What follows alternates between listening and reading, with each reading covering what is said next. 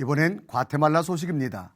최근 과테말라 교육청은 중고등 공립학교에서 성경을 가르치도록 공식적으로 지시했다고 하는데요. 이를 위해 한인 선교사들이 교사 양성을 위해 발벗고 나섰다고 합니다. 이 일을 주관하고 있는 과테말라 선교회 한재용 목사님이 최근 한국을 방문했는데요. 박여명 아나운서가 만나봤습니다. 네, 목사님 안녕하세요. 네, 안녕하세요. 참 뉴욕에서 먼 걸음 해주셨는데요. 어떻게 이렇게 한국을 방문하게 되셨나요? 네, 제가 한국에 방문한 것은 다름이 아니라 중남미에 과테말라라고 하는 나라가 있습니다. 네.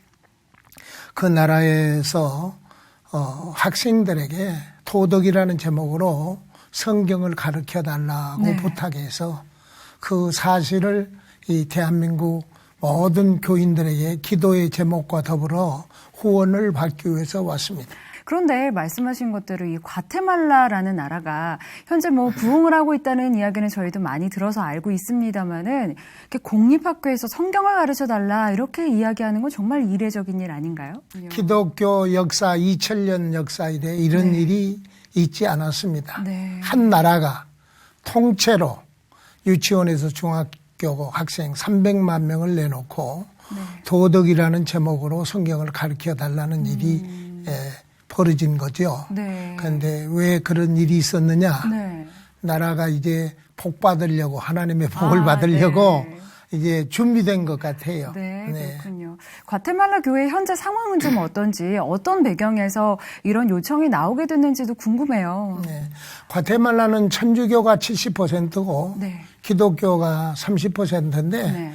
양쪽 다 진실한 신앙의 그런 모습은 없고요. 네. 그래서 다시 새로운 교육을, 신앙을, 믿음을 가르쳐야 할 나라입니다. 네. 그런데 이제 한 선교사님이 12, 13년 전에 네. 그곳에 들어가서 그 남부 지역, 과테말라 시티가 수도인데 남부 지역에서 학생들을 학문을 가르치면서 성경을 가르쳤어요. 네. 그랬더니 아이들이 거짓말도 안 하고 공부도 열심히 하고 네. 남의 물건 보면 훔치는데 훔치지도 않고 변화가 일어난 거예요. 변화가 일어난 거예요. 그럼 말씀하신 대로라면 이 과테말라 정부가 좀 기독교에 대해서 호의적인 입장을 가지고 있는 건가요? 중요한 것은 그 남부 지역의 교육청장이 네.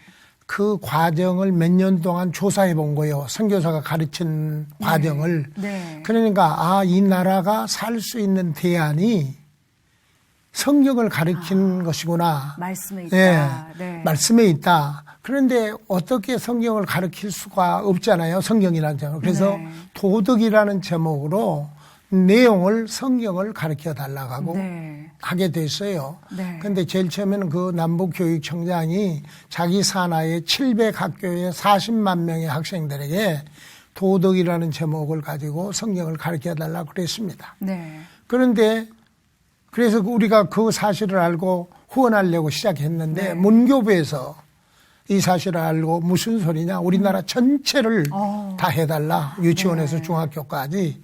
그래서 이제 일이 아주 커져 버렸습니다. 네.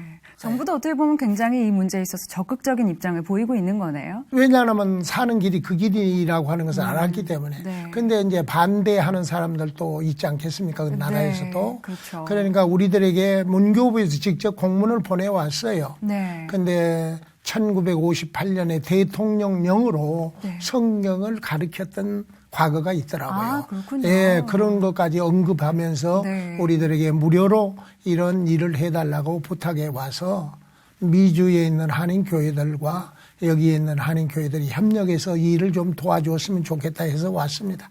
들을수록 참 놀라운 일인 것 같다는 생각이 듭니다.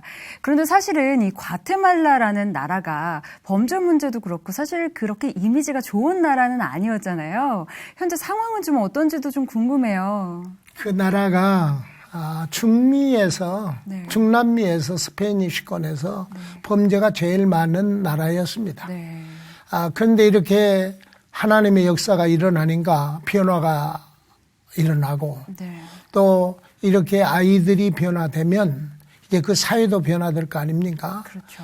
그리고 그 나라는 고아가 제일 많습니다. 네. 왜 고아가 많느냐 하면 성적으로 문란해서 아버지가 누군지 모르는 아이들이 참 많습니다. 네. 그런 상황 속에서 이제 이런 과정을 통해서 새로운 가치관이 형성되지 않을까 생각을 하게 됩니다. 목사님 말씀하시는 내용을 계속 들으니까 이게 정말 한 나라를 변화시키는 일이잖아요. 말씀을 통해서 정말 이게 사람이 할 수 있는 일이 아니다. 하나님께서 반드시 역사하셔야 된다. 이런 생각이 드는데 그 밖에도 다른 도움의 손길들도 많이 필요하실 것 같아요. 어떤 필요가 좀 있으신가요? 첫째는 우리는 기독교니까 기도의 후원이 필요하고요. 네. 두 번째는 실제 선생님들을 10만 명을 훈련시키려고 보니까 네. 돈이 100만 불이 들어야 돼요. 네. 왜냐하면 성경책을 4불 주고 사주고요. 교재가 4불 주고 선생님들 교재, 학생 교재는 50센트입니다. 네. 그리고 그날 참석하면 마실 것하고 빵을 줍니다. 네. 그러다 보니까 한 사람당 10불이 들어요. 그래서는 10만 명 훈련시키려면 100만 불이 필요하고 네. 학생들 50전 주고 교육을 시키려 책을 만들려면 300만 명이니까 150만 불이 필요한 거예요. 그렇죠. 네. 그래서 이런 것들이 뉴욕뿐만 아니라 미주에 있는 한인 교회들 또 한국에 있는 교회들이 같이 참여했으면 좋겠다 생각합니다. 그래도 이제 앞으로 참 많이 성장하게 될 가테말라 미래 지도자들을 생각하면 참 또 뿌듯하신 그런 마음도 드시겠어요? 물론이죠. 이번에 그 과테말라 대통령이 기독교인이 되었습니다. 아, 네. 그분은 코미디언일 뿐만 아니라 기독교인인데, 일설에 의하면 신학에서 공부까지 했다고 그래요. 네. 그래서 아주 이 타이밍이 잘 맞지 않았나, 이런 생각을 하고요. 그리고 저 나라가 변화되면 중남미 스페니시권이 그냥 통째로 변화되는 계기를 마련하는 그렇죠. 아주 역사적인 사건입니다. 그렇죠. 그래서 이런 일에 우리가 정말 기도할 뿐만 아니라 가능하면 물질로도 협력하고 그래서 저는 여기 와서 지금 부탁하고 싶은 것은 우리가 성경을 4불 주고 사서 쓰기 때문에 네. 그 성경 만드는 일을 한국 대한 성서공회가 다 스페니쉬 인쇄를 해서 글로 보내줍니다. 그 나라도. 그러니까 여기서 그런 돈이 모아지면 성경 인쇄를 해서 보내주면 많이 도움이 되지 않을까 그런 생각을 하고 있습니다. 네. 아무래도 기도로 또 물질적으로 많은 후원과 또 관심과 도움이 필요한 사역인 것 같습니다. 목사님 하시는 사역 위해서 저희도 많이 기도하도록 하겠습니다. 감사합니다. 네. 목사님 오늘 말씀 감사합니다. 예, 수고하셨습니다. 감사합니다.